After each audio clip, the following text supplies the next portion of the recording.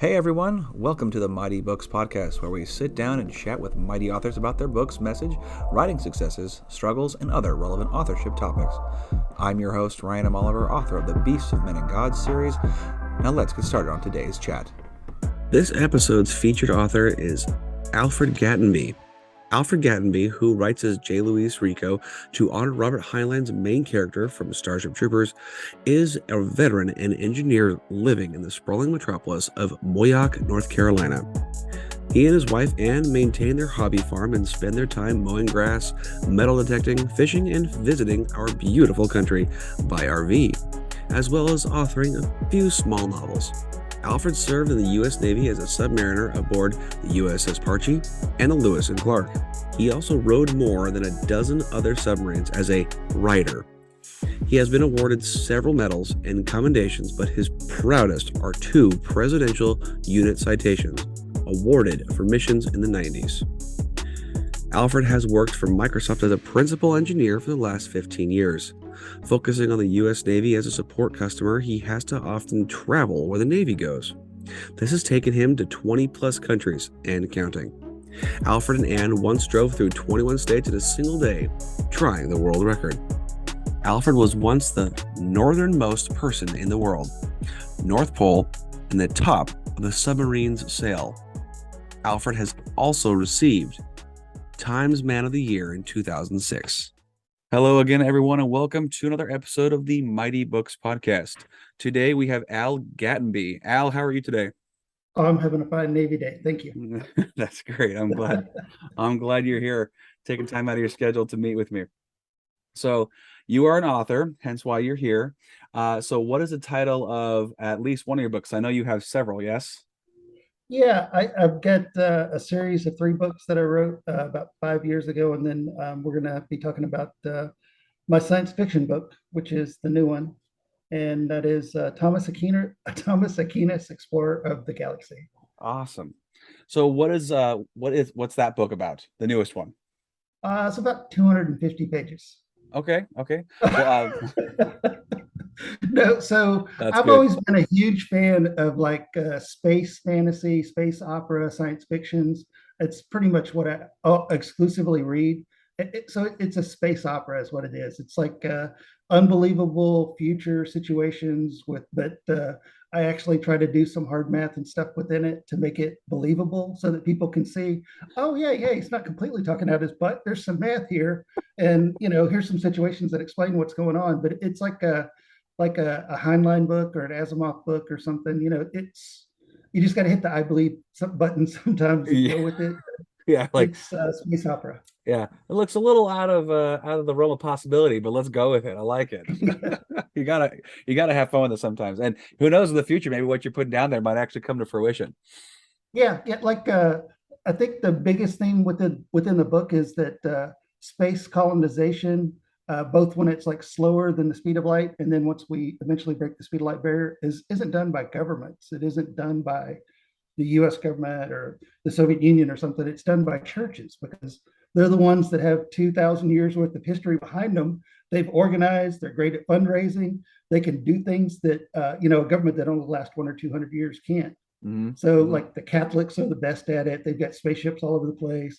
And then there's Muslims. So there's like Shia spaceships, colony ships. There's Sunni, and there's the Mormons are out there kicking butt and stuff too. So They're also very well off financially too. The whole no tax write-off thing or tax oh, write-off sure, thing. sure, yeah. So I mean, or I don't know how that exactly works. So what inspired you to write the book? Just the fact that you've been immersed in this genre for a long time. You're like, I want to take a crack at it.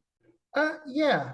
My biggest inspiration was about 6 years ago. I went back to school, and I didn't have to write a thesis, but I had to write a capstone project, which Oh, is okay. what the college called a thesis. And I ended up writing like 100 pages, over the course of 6 or 8 weeks, and I got a B+ on it, and I was really proud of it. And I thought, I've always wanted to write a book, and I just wrote 100 pages about Harry Truman nuking Japan. I can do this. If I could double that output, I've got a book. And I've written some like short stories and stuff in the past, but I challenged myself. Mhm. And at the time, I was traveling a lot for work. So in the evenings, I'd be in the hotel room, and what are you gonna do? You gonna watch HBO Max, or I could spend a couple hours working on a book. And then I had 4 books pour out of me really quick within like 2 years. So That's a great output. It took me a while. How long are your other 3 books? they're all about 200 pages. Okay, okay. Yeah, that's a good chunk. I've noticed if you got huger ones like around 400, even bigger, it's a little intimidating for people, especially if they're not big readers. So 200 is nice and digestible. Yeah, the first 3 that I wrote that are in a series, they're like serialized fiction. It's almost like a, what do they call it, a cliffhanger ending at the end of the Oh, first okay. one, at the end of the second one, and then the third one wraps it up too. And that's kind of what I'm trying to do with the science fiction. So Nice. I want it to be serialized. So this one is the first one is Thomas Aquinas, Explorer of the Galaxy. The next one is Defender of the Galaxy. So you'll have, is it another trilogy then? Oh, I don't know. I've Okay. actually got 3 other books in the works in the Oh, series. no So way. well, they're all going to be within the same universe. So Oh, yeah. the same universe of characters and stuff. That's awesome. Yeah, I've got something similar. My stuff is huge. I feel like I've the story gets a little too organic. You're like, I need to like put some weed killer on this to slow it down. It's getting a little crazy, but if it's still going, it's interesting, it's fun to do. Why stop it? Your book reminds me of George R. Harrison. He wrote so much stuff, like within an 8-year period, and everyone's screaming at him now to finish his next book for the last 3 or 4 years. So I hope you don't fall into his trap. Keep going and keep going and keep going. I'm sure I'm trying to do. I got the first one done. I got the what do you call it? The prequel done, and book two is about 5 or 6 chapters away from being finished on the first draft. So just working on that to try to pummel that away, and then I just got to keep on cruising. So it takes so much time. There's a lot to it. There's a lot to it. It's fun. It's work. It's just work. So what feedback have you gotten so far from all your books? It's funny. About once a week, I look on Amazon or Barnes and Noble to see the new feedback, and me and my wife Ann kind of make it a thing, and I read them to her. And you always have your friends or whatever that read the book and leave overwhelmingly positive feedback, and then you've got people that write in and say, "Wow, this was really space opera. I felt like Heinlein wrote it 30 years ago or something." And then since I wrote about the Catholic Church so much in the book, some random dude posted, well, he didn't talk about the pedophile thing at all, with the church, and gives me 1 star. Like, okay, I do. I love that you read the book, and I appreciate the feedback. I wish it wasn't a 1 star, but somebody read the book and felt passionately enough about it to post a crappy review. And that's actually a win. Somebody was moved enough by the book that they felt they needed to do that. That's hilarious. Yeah. You know what? Bad feedback is still feedback. Bad criticism is still criticism, and a review is a review. Yeah. So just take it. You're like, yep, that's okay, and move on with it. That's hilarious. That's hilarious. Whatever works. So, so other than being an author, do you do anything for work? Well, yeah, I've worked for Microsoft for 15 years. Oh, wow. Yeah, best company in the world, best job in the world. I still work with the Navy as my customers. I fly wherever the Navy is to help them fix stuff that's broken. Nice. The last couple of years, I've worked on base here in Suffolk, Virginia, helping move the Navy to the cloud, and I really love it. I love my work. That's great. Because for our listeners who don't know, you used to be in the Navy. Yes, Yes. How long? I did 11 years. Okay. So I Okay. did my tours on 2 submarines, and then I went to shore duty, and then I got out. Good times. I've heard it's a can be very challenging at times, but everyone I talk to say it's always a good experience. A lot of learning occurred during that time. A lot of good friends you meet along the way as well. Yeah, and a lot of growing up. The military is good for almost anyone, I think. So what do you like to do when you are not writing? Well, me and my wife Ann have a small farm here in Moyock. It's about 10 acres, and Oh, she is a little bit of a crazy horse lady. So she rescues miniature horses and miniature donkeys and miniature goats. oh Um, wow. like before the podcast today, we had the farrier out at the house, and the farrier comes out and clips the animals' feet and files them down, their hooves. Hmm? So that was my morning. No. Took the day off from work, but we love it. So Be keeping the grass up and making sure the fences are all up, and we have a little orchard, and I've got a pond with fish in it, and we tried to build our own little piece of paradise here that I don't feel like need a vacation from. Well, that's the dream, I think, right there. Yeah, and also you've got something to get up and go do. You got to tend to the animals. It gets you out moving, changes things up every day, so you're not getting stuck in a routine. Yeah, And yeah, I know for me writing, that's if I'm in a routine for too long, everything just goes stale, just goes super flat. And if I break that routine up by doing different things, all of a sudden fresh ideas come out and I can work out problems a little better. So that's a nice area you got there. That's yeah. pretty cool. And we're motorhome people, so Nice. we've got a map inside of the motorhome where we're trying to keep track of all the states, and the goal is to hit. I guess we can hit 49 of them. We can't get the motorhome to Hawaii, but yeah. Bit And of a stretch. we have kind of a strange bucket list when it comes to travel and stuff. So we've been like did the trek to Mount Everest, and been to Australia and El Salvador, and just a lot of crazy places all over the world. That's cool. Probably about a lot of fun stories too. Yeah, yeah. I'm sure some have probably made into your stories to some degree. A lot of my work travel did. My first three books are written primarily with Iranian military and government antagonists, and I learned a lot about the Shia culture from visiting the mosque and talking to the Shias over there, and learning some of their history. And it was an opportunity to immerse myself in their culture as part of work, and I think the books were much richer for that. Oh yeah, when you have that detail, I mean, they say world building and all that. Yeah, that's important to me. You experience the world through the characters, and if you discuss their rituals, say how they go through their day, people are going to be more immersed in. Uh, they're going to have a better understanding of their characters that way. Anyway, Yeah, so yeah. I like that you're so in tune with that. That's good. So now also you use a pseudonym, correct, for your books? Oh, I do. Yeah. Yeah, So my favorite author is Heinlein, and my favorite book is his Starship Troopers, and my favorite character is Johnny Rico. So Johnny Rico is my pseudonym. yeah, And I do silly things like his teacher, Mr. Ratchak from the books and the movies. Like on the back of the book, I put him as a reviewer with a quote, and nobody except for me and maybe a few geeks out there notice it, but I just find that funny as hell, and I love yeah. doing it. I love those little quirks you can put into the books that only certain people will find.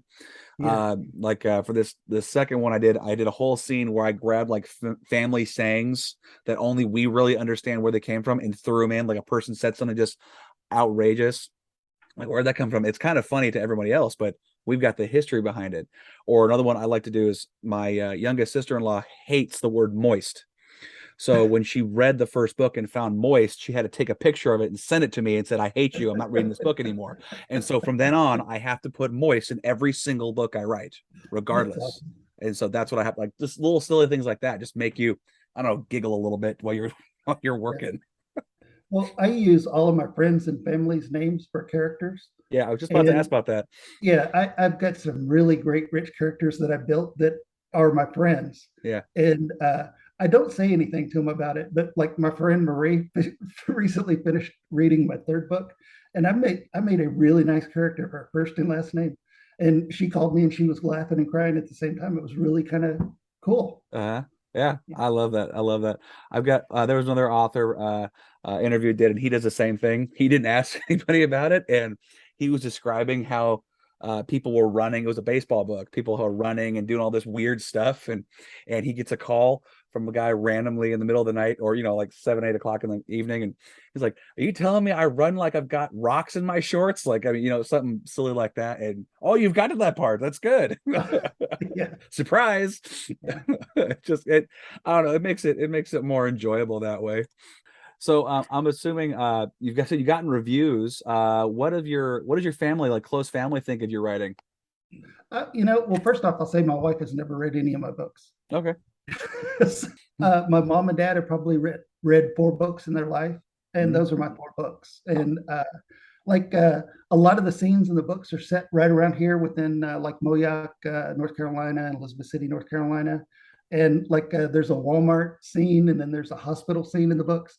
And I'll be randomly driving by the hospital with my dad, and he'll tap me on the shoulder and go, "Here's where PayPal got his business," or Yeah. he remembers that from the book, and that is so cool. I love when you can make the connections and everything, especially when you use the area where either you live or family lives or you've been there before. I'd always just, again, that makes it more more real, more real. So I know since mine's a fictional land, I actually added the map to it. So people have told me that they really enjoyed like following the characters to where they're going next and exploring the map as the next books come out. So that's always a fun one to do. Do you have like a map that you lay out on a table or something whenever you're writing to help keep everything Um, in your mind? yeah, I actually pulled the map out. So what I did is I actually wrote a map out. Now, I started this story when I was like 15, 16 years old. I took a sheet of paper and made a big glob looking thing that looked like a continent and just started laying, things out there. And Yeah. eventually as I was writing, I would go, okay, this is where this goes. I have to like reformat things. And I would literally develop the map as I was writing the story. So now I've actually got it set in stone, on ink. I guess it's inked now, so I have to follow that verbatim and how I describe the stories and everything. So yeah, it's close to me whenever I use it and actually talk about the landscape. It Yeah, is I do close. something similar. I have three monitors on my desktop that I type on, and I usually have Bing Maps open on it. Oh, Got nice. like there's a lot of scenes in my first three books that are set in like Tehran University, and I'll have it up on the biggest of the three screens so that I can talk about the characters going around a corner and going onto this street, or those kinds of things, or what they would actually see. Like on the right hand side, there's a pomegranate grove or something. I Mhm. see that. So it's fiction and it's completely pulled out of my rear, but that piece of it actually exists, Yeah, yeah, that's awesome. Yeah, that's a really good way to do it. I need to get some more monitors and do a little more fancy setup because I've just got a laptop right now that seems to be doing okay for the moment, and hardcover the book right next to I me. had to do something similar to that with the timeline in my science fiction book, because there's hundreds of Yeah. years worth of history. Mhm. So I've got a timeline. It's a spreadsheet, it's Excel spreadsheet that I can bring up on the monitor to keep track of because you're 150 pages into a book that's talking about 400 years of history. Where in the hell would this fit? Yeah. That kind of thing. That's a really good idea. I do something similar but I don't have like a timeline because so many years have passed. Um I've got basically like list of events that have to occur. And so as long as I hit those events, whatever happens in the middle, it's kind of like a roadmap, but it's an event roadmap, I guess you'd call it, because this has to happen, that this to happen, to have this conclusion occur. That's more or less how I have to put it all together. So, with all that said, with all your story writing, what do you think makes a good story? I think it's rich characters. I think maybe the greatest author of our age is Anne Rice, and she's written some really awesomely detailed characters like the vampire Lestat. And there's so much that she crams about the detail about the vampire Lestat in her books that you really feel like Lestat. You know his idiosyncrasies. You know how he dresses. You know what kind of shoes he's wearing. You could, in your mind, picture his face, his grimaces, and his Mhm. smiles, and whenever she's talking about him, because he's such a richly developed character. Mhm. George R. Harriman does the same thing, but he kills those characters just as soon as he develops them. Uh, so I think those two are probably about as good as you can get from rich character development. And Nice. it can actually, for me, when I read a book, I can kind of sense the speed and the cadence that the author wants me to read it at. And it could be a tremendously, well, maybe not tremendously, it could be a slow story. But if there's richly developed characters that I fall in love with or that I learn to hate, I think that makes a good story. You want to have emotional connection with who you're reading about. Yeah. So with Anne Rice, you fall in love with her characters and they live for hundreds of years and they do amazing things. And with George R. Harriman, you fall in love with them and then he kills them brutally and details exactly how they die in a grotesque manner. You're like, Jesus Christ, I just fell in love with this character and now they're dead. Yeah. You have that just your heart ripped out. Like, Yeah. now I have to finish reading you. I don't want to now. I have to put you down and grieve for 20 minutes before I can pick it back up. Those are good. Those I love both sides of that. The ones where you keep living on forever and you're like, they're never gonna die. This is great. There's a safety in that, some security, but there's that shock and awe factor about the other side of the coin that really just gives you I don't know, kind of a sick pleasure in a way. I don't know. It might just be an author thing or it's just a heavy reader thing. I don't know. Or heavy story. I've always loved stories. Stories are Wonderful. So with that, with how much do you read on a normal basis? I don't really watch much TV. Me and the wife usually watch a Netflix series, and we'll watch about 45 minutes of it a day. And she might watch some other TV, but I don't. I read. And I guess my normal tempo is about one or maybe two books a week. Okay. Okay. With everything you Yeah. got going on, that's pretty good. So about 5 or 6 years ago, I found a pirate site, I guess, that had the 500 most popular science fiction books as rated by NPR, and they were all bundled there.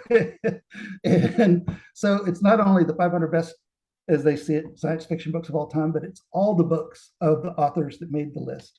So it's like 1,500 or 1,800 books, Oh and I've been man. working my way through.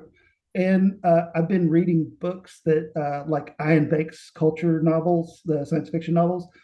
Awesome. He died 20 years ago and he wrote these books 40 years ago, but they Yeah. hold up so well. Yeah. And then I've read stuff that I didn't know who the hell Spider Robinson was, but people say he's like the new Heinlein.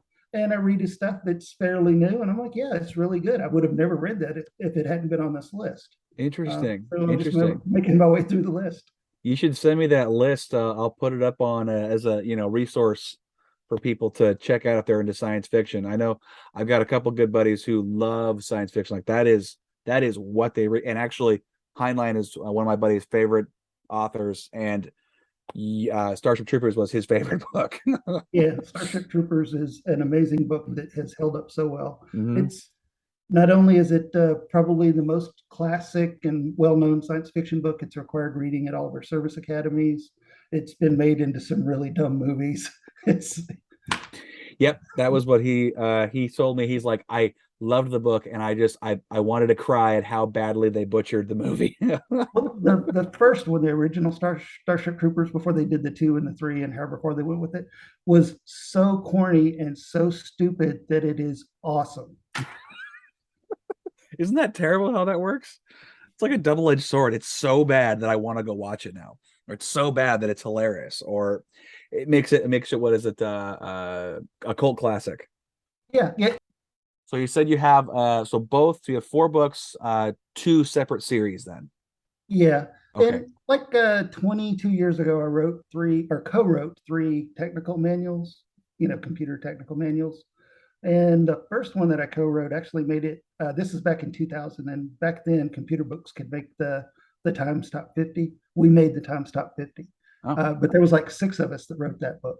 So all of your readers out there that remember installing, configuring, and administering Windows 2000 Professional, yeah, dang! There you go. We got a superstar. That's amazing. I'll have to. Back in like the early 2000s, there were times when I was working as a computer geek, right? And I would go to a customer site and they would have my books on the shelves, and it was such a thing, I really love Um, yeah, you just get a little high from that. it. Yeah. You're like, oh, yeah, that's me. I did that. Me and Yeah, five I others. actually had a customer ask me what I knew about. It was Microsoft's Proxy Server 2.0, Yeah. which is how you connect through the proxy and get on the internet back in the day. And he had a copy of my book on his shelf. So I'm like, it's just, I don't want to say I'm the authority, but that book I wrote and it's on your shelf. So Yeah. computer See. books are completely, it's completely technical. You don't interject any humor or anything into it. It's just the facts. Yeah. And it's not one author. You typically have like a lead that doesn't really write anything, that kind of grooms the chapters Mhm. and the way everything flows in together. And then they'll farm it out to 5 or 6 people that write about 100 pages each. Yeah. And it's not a royalty thing either. It's a pay per page thing. So I got paid like $40 a page, which was pretty good back in 2000. But if I would have got royalties, we sold 75,000 books, I, I would have made bank. Yeah, you would have done. You probably done pretty well because I know a lot of those technical manuals were not necessarily cheap. Yeah, yeah, they were like $30. So Yeah. So if you I get a mean, buck a book, yeah. yeah, yeah, that's a healthy size. That's a healthy size. So, how did publishing your first book change your whole writing process? Because I know it changed mine when I first wrote it. Did it alter how you do things when you first published your first book? Oh yeah, yeah. There's a huge learning curve when it comes to formatting a book for publishing as a soft cover. There's different rules for formatting it. to publish as an ebook. You want to use industry standard fonts, industry standard page widths and indentations and tops and bottoms and the page breaks. And in the middle of the book, you have to account for the fact that when you fold the page, now there's less room on the right-hand side, on the left-hand side. So there's a lot of tricks to it. So formatting a book for the two different formats, the ebook and the paperback, is a learning process. It's just a thing though, and there's a lot of resources out there to help you. Doing a cover, I tried to do my covers myself originally, but then I found a site, I can't remember what it's called off the top of my head, but it's where you post an idea and people compete for it. And then you choose a winner and they send you a proof and then you own the artwork. Is that Fiverr? Yeah, well, Fiverr. That's okay. it. Okay. And I discovered the guy that did my first book is like an IT guy living in Poland. So he's living in a lower income economy. And if I give him 300 bucks to do a cover for a book, it's like big money for him. And so we kind of bypassed the Fiverr thing for the second, third, and the fourth books. You know, nice. I just went straight to him. And he's great to work with. He does great work, stuff that I could never duplicate. You know, he's a real pro when it comes to this kind of stuff. My high school English teacher helps me proof like my first draft. And there's a couple of her students that have written books, and none of us are wildly successful or anything, but you know, she loves the fact that we write. So she's retired, but she'll mark it up and send it back to me. She absolutely loves being part of the process. Awesome. And I've got a friend whose wife is a English teacher as well, and she does a draft for me as well. And neither one of them are doing like content editing. It's more, you know, Oxford commas and dangling participles and run-on sentences and stuff. And what the hell is this word? This isn't a standardized English word, you know, that kind of stuff. But then I found another guy whose name is Eric, who does professional proofreading, and he does like copy editing as well as editing of the language. Mm-hmm. And he is awesome, and he really helps. And I think he's really got a finger on the pulse of like modern writing and stuff. He's probably a little wasted with what he's doing. You know, he knows so much about the writing process that maybe he just edits books to pay the bills. I don't know. But, yeah. So there's a lot of things you learn your first time.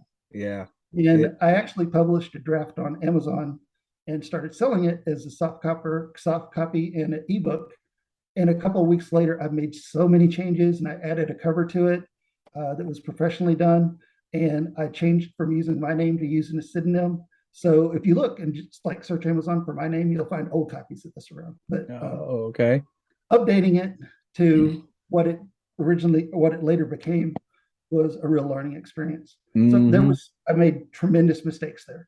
I sold 150, 200 copies of the book, and then I changed it, you know. Yeah, well, that's the whole point, is trying to do it, get started. I mean, you're not going to be an expert. An expert in you know, anything is going to be a novice at one point in time. You just got to get your feet wet and keep working at it, and eventually it just becomes routine. Yeah, and it's a continuous learning process too. If I go back and look through my books, I'll see that I wrote a semi-automatic pistol. That's not a thing. But me and the proofreaders all missed that, you know? There's a lot of words in books. I still to this day, I'll come through. It never fails too. I'll go through looking for something like, you know, one of the characters gets one of his hands injured. Okay, was it the left or the right hand? Let me go look through that. And I go find that. And I'm like, darn it, there should be an and there, or needs to be an of there. This needs to be moved over here. I'm like, darn it. Okay, well, I make a note of it, and then I put it in when I have, you know, umpteen corrections. I'll send it to the copy editor. Can you fix these for me? And eventually it'll be as perfect as it can be. But that's what you know, doing revisions. You can do revisions on your books. They're yours. You can do that anytime you want. Well, so I feel bad about it. I have an English major, so I feel like, damn, I'm, you know, -2 in my head. I'm thinking writing it on the. That's the beautiful part about writing, though. It's writing, but it's also rewriting and editing. Like, that is a huge part about it.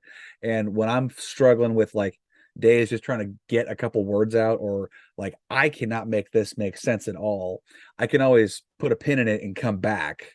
You know, I don't have to get it right 100% of the time. I can like, okay, this is trash, but it's trash I can work with. come back and refine it to make it less trash, or I can polish that turd real nice and put some glitter on it. Let's see if we can pass this off as something, digestible before someone realizes it is a bunch of turds. So that's what I like about writing. You can always improve it. Yeah, Uh, yeah. what's the best money you ever spent as a writer? Well, I have a really, really, really nice setup to write in my office. Standing desk, ergonomic chairs, top line PC, lots of monitors, THX certified surround sound system. So I think it's important to not be limited by the tech that you're using. So maybe put that on the list. I used to have a subscription to Grammarly Yeah, to help me proofread, and that's worth all of the money they charge for it. yeah. I wish that they would sell it to me for $300 and not ask for $15 a month. But that's me. I hate subscription models generally, but Grammarly is worth all the money you pay for it. Having proof editors is money well spent. Mm-hmm. You can find a good proofreader for a 250-page book for $500 or $400. Mm-hmm. You can find a proofreader for $200. So Yeah. spend your money well there. Yeah, and I like what you did with your cover. Find someone who knows what they're doing, who you have a good relationship with, and you trust, and that just makes the process so much easier. You go to that person again whenever you need them. They'll make good work. They'll ask questions if anything comes up that's weird. You can give criticisms, and they don't get offended by it. That kind of thing it's worth its weight in gold alone. So Yeah, yeah. And my guy actually has read the books and understands the characters that I'm trying to show. And he gives me feedback. He'll say, I think this guy should have this. This is the way I see Charles, or this is the nice. way I see Payback. So how many people do you have generally like reading for content?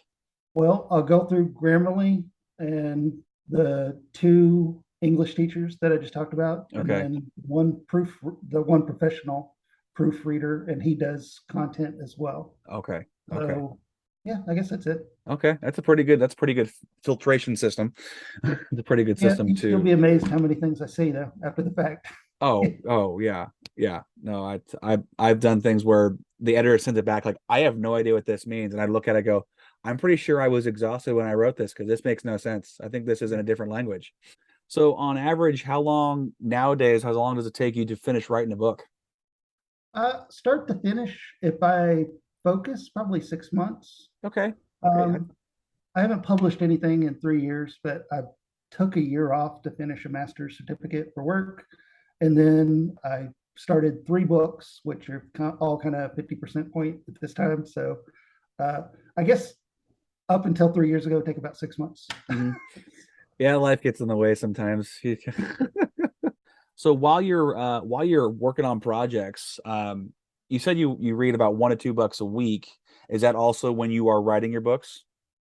No, I pretty much just read for pleasure. It's Okay. when my wife is watching TV or before I go to bed Yeah. or standing in line at the DMV or That's just what. that's just part of your day to day. Yeah. I Yeah, like it. I have one of the original Kindles, the ones with 40 buttons on it and Oh, a little screen. And it's the best piece of tech I ever bought. I still use that thing. I've replaced the battery a couple times in it. It's the best thing ever. yeah, yeah. It's a lot lighter than carrying around, how many books, or a lot better for storage than carrying around a bunch of physical copies of books too. That's Yeah, a big I've thing. seen some of the newer versions of the Kindles and they look really cool. I might invest in something like that at some point in the future, but Yeah, they're pretty neat. My wife's more of the Kindle reader than I am. I still love the, it in my hand kind of thing. I probably should change over because we're gonna get to the point where we just don't have enough room for books. So it would be better to put it digitally. So what in your mind does literary success for you look like? so I joke with my friends that once I retire in 4 months, Oh, that I'm going to write the great novel, and the Coen brothers are going to buy the rights, and I'm going to win an Academy Award for Best Adapted Screenplay. And I'm going to go on the stage and I'm going to thank everybody in my family, and then I'm going to specifically list all the publishers I've gotten rejection letters from.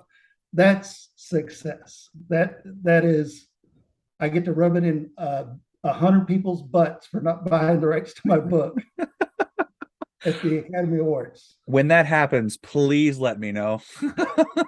I want to watch this. I want that to happen for you. That would be awesome. Let's make that happen. And so 4 months you're retired, huh? Yeah. That's congratulations. Early congratulations on that. That's a feat in itself. Let alone all the books you're doing. And then the eventual screenplay that's going to be adapted and win an Academy Award. So that's Yeah. Yeah. also a pre-congratulations there. No, I'm completely happy with the success I've had. All of my books have sold 1,000 copies. A couple of them are 1,500. So that isn't success commercially, but it's success for me personally. Mm-hmm. I don't know if you do the Kindle reader program, Yeah. where people pay $9 a month and they read whatever they want to read. Okay. Yep. So you make a penny a page or something, a half a penny a page off of the program, but that is irrelevant to me. I know what the page counts are for my books. And some days I look at the Kindle reader, on a day, it is a perfect match to a page count. And I know that somebody somewhere read one of my books in a day. Yeah. So they sat down and invested 9 hours during their day or 10 hours to read my damn book. And I see that all the time. And that is just the feeling that I get is, it's worth it. Heck Uh, yeah. and knowing that I have books, I get to bring it up in conversation all the time. Like we were talking about monkeypox, right? The other day at work. Yeah. And one of my books is about smallpox. So I know that I don't have a degree in damn smallpox, Right. but I know a lot about smallpox because I did the research and wrote a book. So I got to bring it up in conversation and go, oh, well, I wrote a book about this, you know, and then throw my opinion out there. And I love that. Yeah, that is a good feeling too. That is a good feeling. That when anything like that happens, you get to bring up and talk about it a little bit. Yeah. Yeah. Kind of just pat yourself on the back, and Yeah. you're a little bit of an expert with it. I don't consider myself the authority on Shia religion, but I have written a book about it. Yeah. So. All of a sudden, they're like, really? Yeah. Everything you say is now gospel. So let's see. What is one piece of advice you would give to maybe a budding author or someone who's looking to a budding writer, someone who's looking to becoming an author? Well, the goal is to write. You got to get in the habit of applying yourself and writing on something approaching a schedule. Maybe it's an hour a day, maybe it's 8 hours over the course of a weekend, but you've got to write. And it doesn't have to be perfectly formatted, grammatically correct, consistent, logically. You just go on through the process of writing. I think you learn. And don't be afraid to use references and look up stuff on the Wikipedia or the Bing Maps or whatever, and try to flesh out a story. And maybe if you've only got 100 pages or 75 pages, but you've got a consistent frame of a story, and you can go back in and start adding details and personal flair and enriching the characters. I think back when I was in high school, I wrote about a 10-page, I don't know, just a story, right? A little science fiction story. And I always thought that I would love to write a book that kind of centered around those few pages. And that's what my first science fiction book is. It's like literally those 10 pages are in this book, but it's been greatly rewritten. So Right. that book, that science fiction book, I first had the idea for it when I was 15 or 16 years old. And here I am, a 54-year-old old bastard now. But I took me 4 generations, but it did turn into a book at some point. I mentioned earlier, I used to travel a whole lot for work, and I would sit around in the hotel and watch HBO Max, or I would write. So I had time to do it. I think I get to where I know the process, and I think I can write a book within a certain amount of time.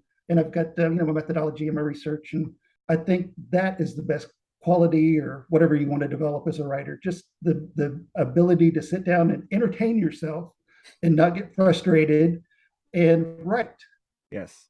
Yes. That last part, the not getting frustrated part, that's paramount. Because if you're not having fun doing it, you can tell you don't want to do it again, becomes a chore. And when things become a chore, then it's just work. Who wants to do that? Who wants to do that? And then Yeah. you know what? It can come off in your writing too. It can come off in your writing as dry or just not or stale, or people aren't going to get interested in it. But if you love it and you are enjoying the story, it will show in the words. So for everyone out here who was interested in your books, where can everybody get a copy of them? You can buy them through any bookseller. If you go to like a Barnes and Noble and you ask for my books, they're not going to have them in the store, but they can order them for you. You can go to Barnes and Noble online and order them, ebook or soft copy, and Amazon. Amazon's like 95% of the sales. Okay. So Amazon, J. Louise Rico, softcover, ebook, and every 3 months I can do a book giveaway for 5 days for each of the books as part of their program. And I do that every 3 months religiously. All five of the books will be available for 5 days, back to back to back to back, free. So if you watch my Facebook or something, you don't even have to buy them. You can pick them up for free whenever I do it. Oh, wow. Okay. Well, that's awesome. So hopefully everyone heard that and they can get on there and start reading some good old-fashioned science fiction. I need to get on a little more of that too. I think it'd just be a fun pleasure read. Anything science fiction is it's just exciting to do. It's just exciting to do. Yeah. Well, Al, this has been awesome. Thank you so much for coming on here and taking time and chatting with me. I really appreciate it. Oh, yeah. It's my pleasure. I really enjoyed it. Thank you. You're very welcome. And if you have any more books coming out, when you get the other books coming out, you want to do another interview, I'd be happy to facilitate that. Oh, that'd be awesome. Thank you again. You're very welcome. So for everyone here at the Mighty Books Podcast, listen in. I hope you have an excellent day. Take care. Are you an author? Do you know someone who is? If so, then message me, Ryan Oliver, at ryanmoliver.com to set up a free appointment to discuss being showcased on the Mighty Books Podcast. If you enjoyed this episode, make sure to subscribe to the Mighty Books YouTube channel and share the link to this and more episodes with your friends and family. Thanks for listening. So long for now. Stay mighty and keep reading.